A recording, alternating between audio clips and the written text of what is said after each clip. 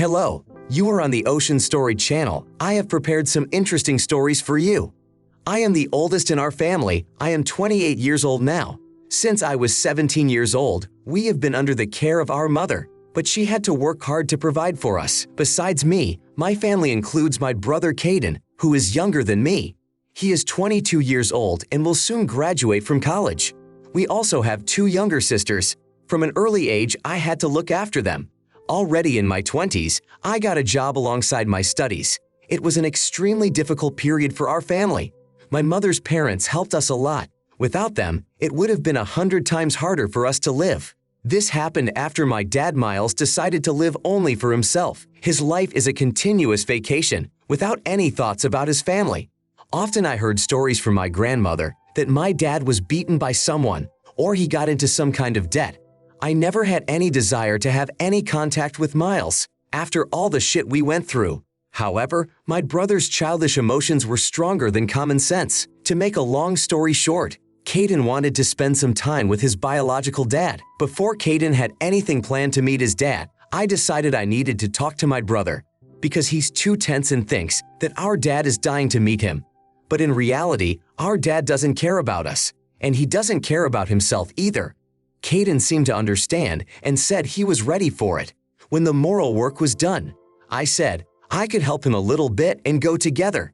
Because I had things to do that day and had some free time in between, Caden agreed to go to the warm parent meeting together, even though I knew something might be wrong.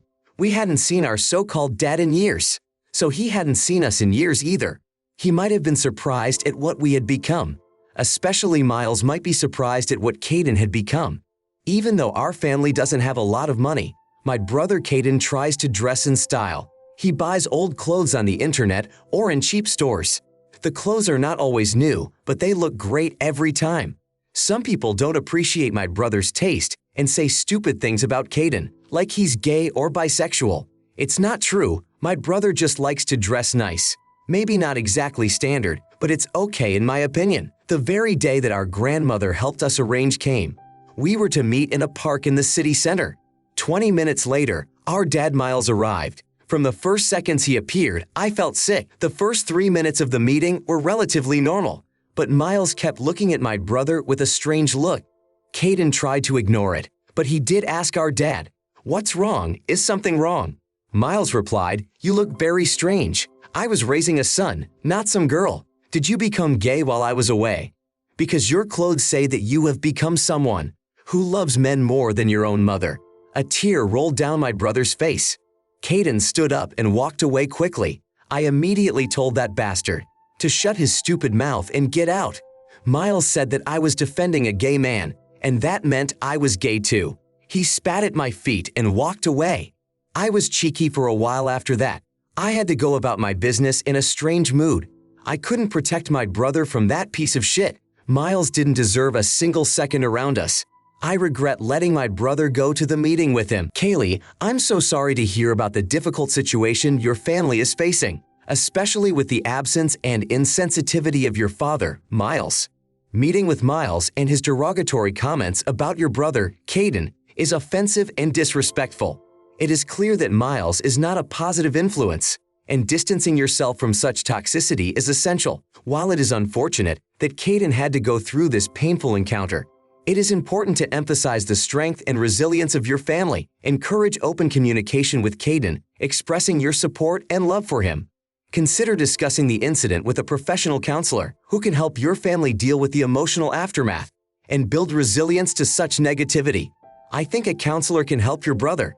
You cannot let Miles' hurtful words define your brother's self-esteem. Sophie, I am so sorry to hear about the emotional stress your family experienced during your encounter with your father, Miles. His insensitive comments about your brother Caden are unacceptable and deeply offensive. How could he possibly say such words? After such a long time in your family relationship, Miles' behavior is a reflection of his own shortcomings and does not define Caden's worth. After this hurtful encounter, make it clear to Caden that his identity and choices are valid and that your support for him is unwavering. Because I have no idea how your brother felt after such horrible words were said to him. He must be going through a lot right now, and now his own dad said such a stupid thing. I think you did the right thing. Maybe you should have slapped the shit out of him to keep his mouth shut. An interesting story right now. I have been working at my job for a long time. I've met a lot of people and talked to a lot of people about a lot of things. Not so long ago, Sawyer came to work for us. He's a kind of programmer who is 42 years old. I've never seen a programmer that old. After 1 month, we managed to get along a bit and even had coffee together. Sawyer is not a bad guy with a lot of experience. One day we were talking about our positions in life. I told him that I don't have a girlfriend and now I only have a job. I also sometimes go and help my brother in the workshop. Sawyer was surprised that I didn't have anyone yet and said, "Listen, I have a daughter, Brielle, who is about your age." I was very interested in what he said. Actually, I didn't mind having a girlfriend, I just don't have a lot of time to go out and look for someone. I gave my information to Sawyer to pass on to his daughter. A week later, we arranged our first walk. I was ready for it, and I was practically not nervous. Although to be honest, I hadn't had normal contact with girls for a long time. Perhaps partly I was trying to avoid any kind of relationship. That was until I talked to Sawyer about it. There were a couple of days left before my date with Brielle. As usual, I went to our lunchroom for lunch. Before I could open the door, I heard Brielle's name. I didn't go in, but decided to eavesdrop a bit. I know it wasn't very nice of me, but for some reason I did it. In the room, some of my friends were discussing Sawyer. The fact that he approaches almost everyone and offers his daughter. They were joking and saying that no one would have a relationship with her because of her strange personality. As it turned out, one of the guys went on a date with Brielle and told the whole office about her. So when I heard stories about how weird Brielle was, I didn't want to go out with her anymore. Especially after Jason said that Brielle almost started crying during the walk because he didn't buy her a new sweater. It was only the first time they met, and she immediately wanted something from Jason. And this is not the only story about Brielle that I heard later. It's not what I would have wanted, to put it mildly. It's probably because of moments like this that I wouldn't want to start a relationship with someone. On the same day, I had a chance to talk to Sawyer. I told him that I had no desire to go to a meeting with his daughter, who can throw a tantrum for no particular reason. Sawyer was surprised that I told him so abruptly. He tried to prove to me that what I had learned about his daughter was not true. But honestly, I trust my friends at work more than Sawyer. Moreover, why is he going around the office looking for a boyfriend for his daughter? Personally, I'm sure that if a person is cool, he can find someone for himself pretty quickly. So I told Sawyer as much as possible that I would not go on a date with Brielle. He was very upset by what I said. Sawyer said, "You seemed like the only normal guy here. But I guess it's better if you don't go out with my daughter." Now, I felt very uncomfortable in front of Sawyer. Even now that the whole thing was over, I still don't feel comfortable being around Sawyer. I tried to avoid him and not start a new conversation about Brielle. The guys at work have already started making jokes about me. What should I have done? Madeline, I'm sorry to hear that you are in a situation that has become uncomfortable due to misunderstandings and gossip in the workplace. While your decision not to continue your relationship with Brielle is well-founded, it is important to handle these situations with sensitivity and respect. But I don't think it would be a bad idea to go on a date with Brielle. Maybe it's not as bad as the other guys said it was. Although I'm surprised that Brielle's dad walks around the office so easily and offers to go on a date with his daughter. I think she's just got him. So Sawyer wanted to get rid of his daughter and just find her a boyfriend. Liam, also, be mindful of your interactions at work and try not to let office jokes affect your professional relationships. Maintain your professionalism and focus on your job responsibilities. If the topic of Brielle comes up, calmly change the subject or politely say that you would rather not discuss personal matters at work. Finally, consider addressing workplace gossip directly by expressing your discomfort with it. Otherwise, you will become the new victim of this stupid gossip. I don't know how emotional Brielle is, but the story of buying a sweater for her on the first date, that's something very strange. Sometimes it's hard for me to ask my wife to buy me a new shirt. And here's a person you've been seeing for a few hours and wants you to buy something for her. And it's not just a bottle of water or candy. It's a sweater that costs over $60 at least. A new story. I have joint custody of 2 children with my ex-wife Josephine, my eldest son who is now 18 years old, Jameson, and also my younger son Leonardo, who is only 13 years old. My new girlfriend, Emery, who is 44 years old, lives with me now. She also has a son of her own, Bryson, who is the same age as my son. Emery has full custody of her son because her ex gave up his custody. Josephine and I divorced quite peacefully, back when Jameson was a teenager of 13. Since then, I've had to learn how to be a real dad to my sons. My ex-wife was the kind of person who didn't need money. It was all because of her father's profitable business. So when we decided to live separately, Josephine agreed that her family would cover all the expensive issues for our sons. It's not that I was poor, but if you compare the wealth of my ex and me, the difference is very obvious to everyone. This allowed me to save a good amount of money for additional expenses over the years. I know that if something happens to my savings, Josephine or her family will be able to pay all the bills for Jameson without any changes in their lifestyle.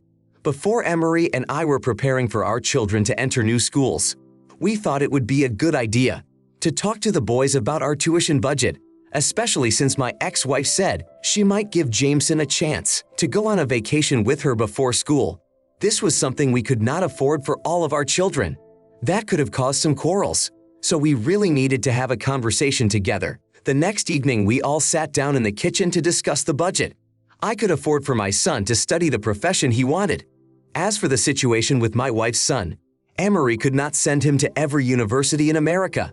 However, if Emery was saving money somewhere, I could also help with the finances for her son Bryson. Of course, we could hardly make sure that Bryson got into every university he wanted, but the range of universities he could go to became much wider. We did not discuss the specifics of different finances with each child, but in general terms, we noted that they had different opportunities due to situations that they could not control. Everyone seemed to understand this perfectly, and we ended the conversation. Then Bryson thought about what I had said. He realized that his chances of getting the profession he wanted were much less than his half-brothers. His choice would be much more influenced by finances than Jameson's. A few days later, Bryson started a conversation with me and his mom about his future. He said that it was unfair that Jameson could go wherever he wanted to go, and he was especially upset that Jameson would be able to go on a small trip before school, while he would just be at home. Bryson suggested that my son could go to a slightly worse university, and that the difference in finances be sent to him to make his choice easier than it is now. Bryson also asked me to give him more money, and the difference will be covered by Josephine, so it would be a perfect alternative solution for him. When he told me all this, I kindly told him that no, I would not do that. I am very sorry that this happened. I also added that I could add some of it to his foundation, so that Emery would not have to take out a large loan for his education. Bryson was clearly upset by this. Emery thinks that my response to his request made me seem rude and insensitive. Now there is a certain strange atmosphere in the family, and I don't know how to solve it all now. Please, someone help me. Julia, it is disappointing to see that the financial differences between Jameson and Bryson have created such tension in your family. While it is commendable that you and Emery have attempted to negotiate a budget for both boys' education, it is clear that this issue needed to be more carefully considered. The fact that Bryson was forced to propose a compromise, whereby Jameson attends a slightly inferior university, in order to pay for Bryson's tuition, is indicative of a deep-seated problem. I think you could have made more sacrifices to solve the problem in your family. It is constructively important to recognize that every child has unique aspirations and should have equal opportunity to pursue their dreams. Refusing to address Bryson's financial concerns may have inadvertently demonstrated insensitivity. Perhaps reopening the discussion with a more empathetic approach, considering Bryson's feelings and looking for alternative solutions could help to resolve the current tension in your family. Because your girlfriend is right, and you look like a selfish person. Delilah, the difference in financial resources between Jameson and Bryson is really striking. The implications of the budget discussion are unfortunate. You tried to address this issue in a family meeting, but the rejection of Bryson's proposal has deepened the existing gap. If you could have helped him, so why did you decide to say no? I could understand your decision if you really didn't have the means. Otherwise, your girlfriend is right. And clearly you shouldn't blame the children. They just want to have a better future for themselves. Fairness and love should be the guiding principle in matters concerning your children's future.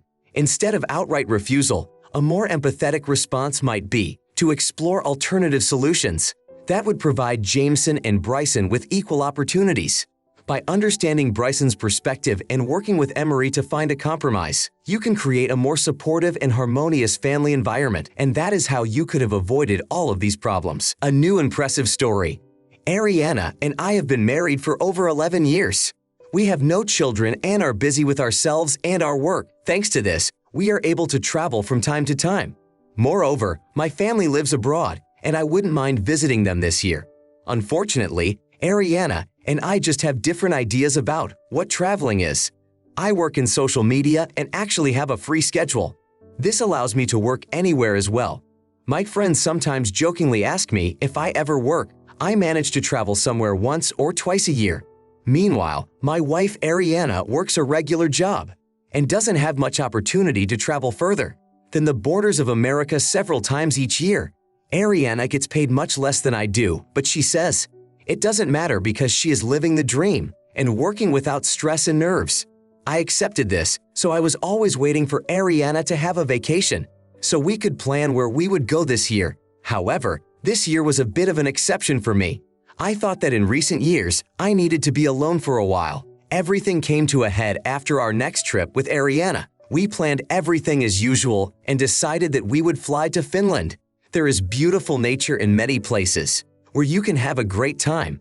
I even thought about buying some fishing gear there. The whole time we were there, Ariana was unbearable. All she did was complain about everything. I consider myself a pretty calm person, but my wife's behavior started to drive me crazy. Wherever we went with her, Ariana would whine that she wanted to go home. I can say that it was one of the worst trips we ever took together. Unfortunately, it started to happen again and again, but at that time I thought that Ariana didn't like Finland, so the next year I thought it would be great to fly to Spain. However, this time Ariana found something to complain about. She didn't like the city we went to. Then she said that there were strange people there. Ariana noticed all the little things and kept pointing them out to me, as if it was something very critical and could not be tolerated. This was the case when we went to Germany 2 years later. All these trips started to suck all my strength and joy out of me. One day I told her I didn't know any good options anymore. Ariana said she would take over and make a plan for us. We went to New York and had a great time, but it was definitely not what I expected from a trip that happened so rarely. Although I didn't really care where Ariana was taking me on vacation, I tried to enjoy it and not whine about how bored I was. Every time we drove home, I was overwhelmed by an avalanche of pain and some kind of regret for that time. This feeling did not leave me for a long time after we got home. In the last 6 years, only twice have I felt that we had gone on vacation for a reason. So this year was different for me in every way. The first thing I decided was to talk to Ariana. I told her that this year she would have a chance to have an incredible vacation, but without me. I plan to go to my parents and also visit Portugal on the way. The whole trip took a little over 3 weeks. I discussed this with Ariana 2 months before my plan. When there were 2 weeks left, I reminded her about it. Ariana didn't believe me and thought I was joking with her because her vacation was still 3 months away and she couldn't take her vacation early.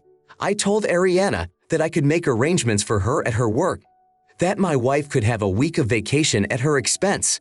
However, this did not smooth out the situation between Ariana and me. I never managed to have a normal conversation with my wife.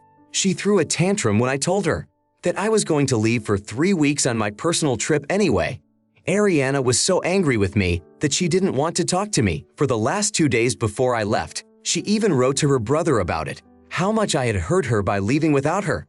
So when I arrived in Portugal, I had several messages on my phone from my wife's brother.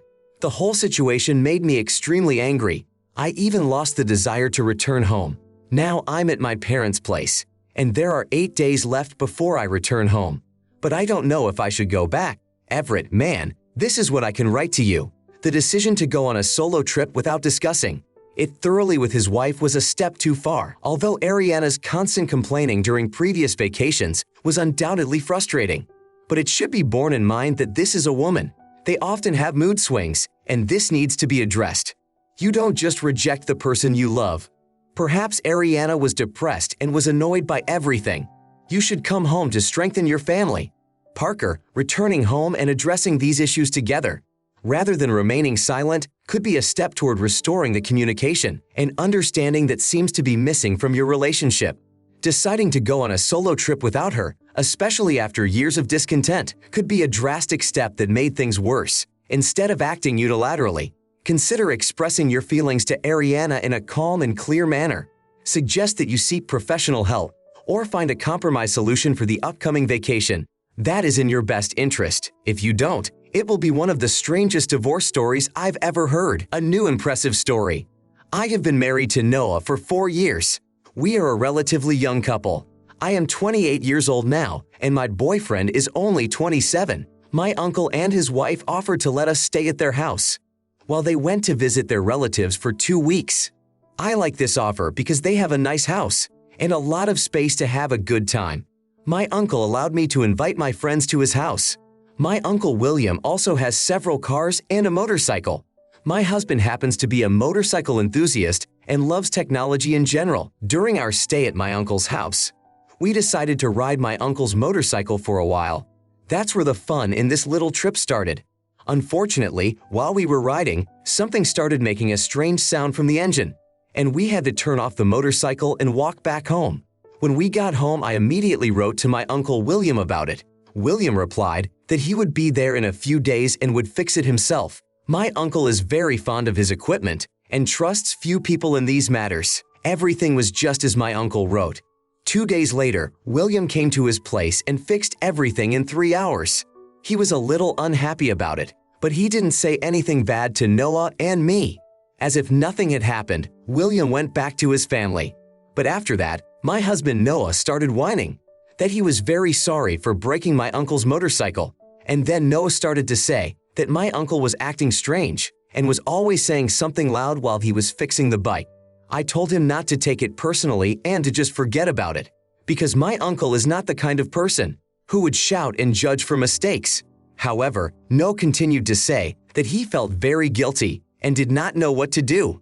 I don't know what to say to Noah to make him calm down. Emma, it's understandable that Noah may feel guilty about the motorcycle incident, but it's important to reassure him and help him understand that mistakes happen and it's how we handle them that matters.